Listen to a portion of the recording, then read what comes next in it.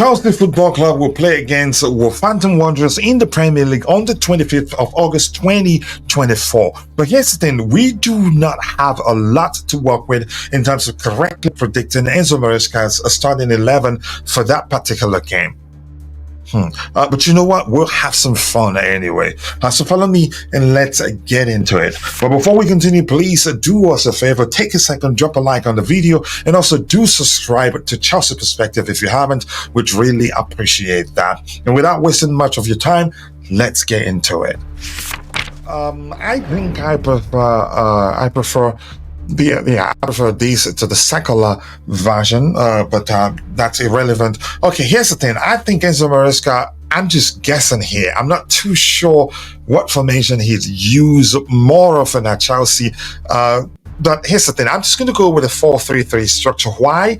Because I think that's the structure that allows him the independence to use three of Chelsea Football Club's starting midfielders in Romeo Lavia, Enzo Fernandez, and of course, Moises Caicedo. So I'm going to stick with this structure. We will find out on that day whether he uses this particular structure. Between the sticks, I'd go for, I think I need to change this color. Just give me 1 second. Let me erase that one there.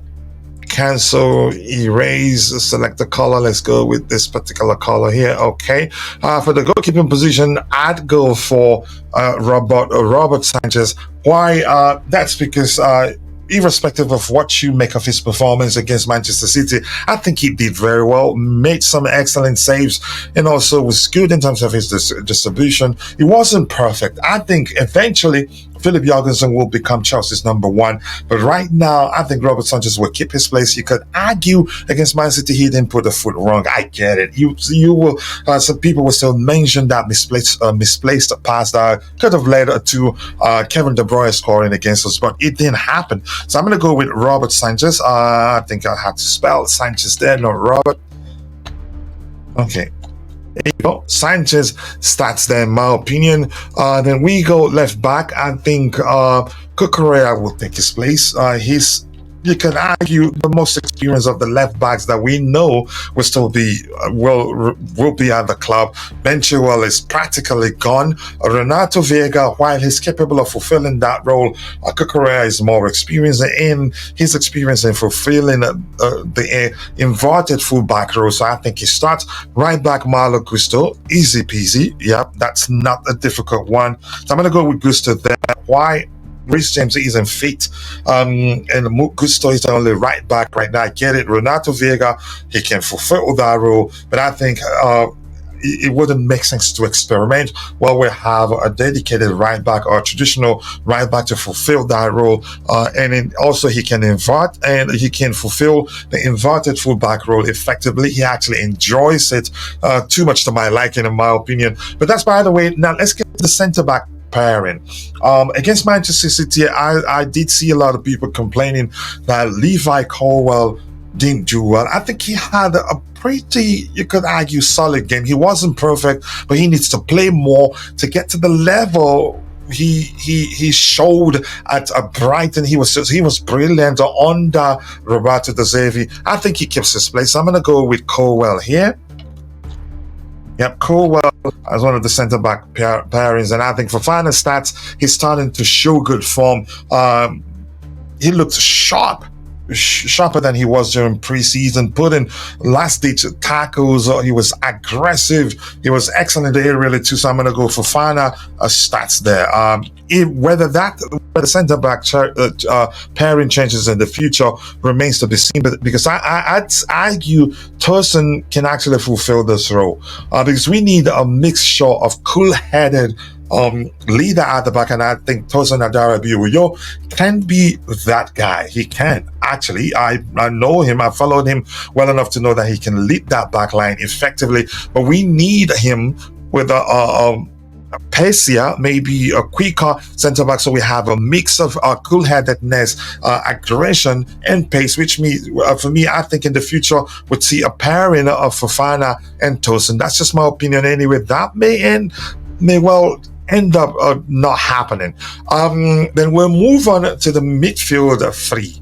Yeah, for the midfield three, I think centrally, Romeo Lavia for me should be starting centrally, and I think that's probably what the manager would do if the structure is a 4-3-3. In a 4-2-3-1 structure, would see him paired. Would definitely see him paired with one of the other of his that Casado or Enzo Fernandez, where he'd be the one charged with to sit deeper, protect the defensive line, and be the orchestrator in terms of connecting the defensive line, the midfield, and the attack. I think Lavia he's an excellent midfielder, and of all the midfielders we have, the reason I argue he's capable of starting centrally is because he's better at beating the press than Enzo Fernandez and Moises Caicedo. So I think he'd be starting central in a midfield three. To his left, I think we'd see Enzo Fernandez start there.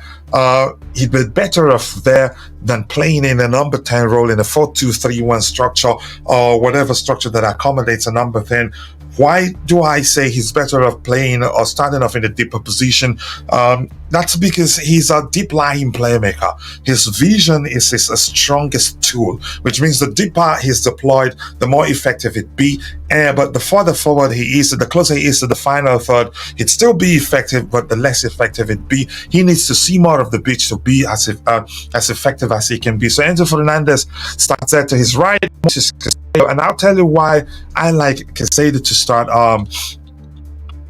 in the right midfield position in a 4-3-3 structure. That is because again, he's capable of fulfilling the right back role. So in situation where Gusto inverts, if the need emerges for somebody to cover for the space he leaves in behind, and I'm going to be clear here. I'm still learning a lot more with regards to the application of Enzo Maresca's approach. His dynamic, I don't think he's played in a particular way consistently. I think he changes a lot, and we've heard a Leicester City player talk about how he changes quite a lot. I think one thing that is constant in his approach is he likes to dominate, to keep the ball. What a lot of people would say, possession-based football. He likes that, but that's just the basics. There's a lot more to his approach than a lot of people know. So Moises Caicedo for the right midfield because of his ability to, you can say, cover the space if Gusto ventures into the midfield area or maybe inverts, as I suspect would be the case on that day. He'd be able to read the game well enough to know when to cover that space. But we'll pay attention to the application. Let me not confuse you, because as I've mentioned, I'm not well acquainted with regards to the application of Enzo Maresca's approach. Sorry for butchering his name there, but I think I'm getting, you could say, I'm starting to learn more and more about it. But that's, by the way, we'll go second. I think Nicholas Jackson starts. He looked off pace against Manchester City, but I think he starts this game. I'd be shocked if Mark Guy, that's another name I can't pronounce correctly, starts before him. I think he starts here. I wouldn't mind him actually starting on the flanks, because he can track back very well. But I think he starts centrally if the structure is a 4-3-3. To his right, let me think carefully here. I think it looks like Cole Palmer came off against Servette, holding his thigh. Whether he's injured or not, I don't know. But I think Noni Madueke starts here. I think Madueke starts in the right forward position. I'd be shocked if any other person starts over him, especially after scoring that wonderful goal against, how do you pronounce the name of that club? Servette, maybe, let me just say, in a UEFA Conference League. I think he starts here. The left-hand side, I think Pedro Neto starts there. Yeah. So, as I said, we don't have too much to work with in terms of correctly predicting the manager's lineup of a particular game right now. That's because we're still learning a lot more about him. We don't know what players he prefers over the others and what structure he prefers. But I think this will be close. If anything, I don't think I'll be wrong. I think I'd be wrong by maybe Madueke not start, and then Neto starting on the right hand side while Mudryk gets a chance to play again. But we'll see. With that, we've come to the end of this particular Chelsea lineup prediction exercise. And let me know what you think about it. Do you want to see more of this type of video? Let me know in the comment section below, and let me know whether you'd prefer starting certain players in certain position, or whether you'd prefer a certain structure or over 4-3-3 structure. Thank you so much for finding the time to be with me, and please don't forget to drop a like on the video, and also do subscribe to the channel if you haven't. Thank you so much for joining us. See you guys next time, and cheers.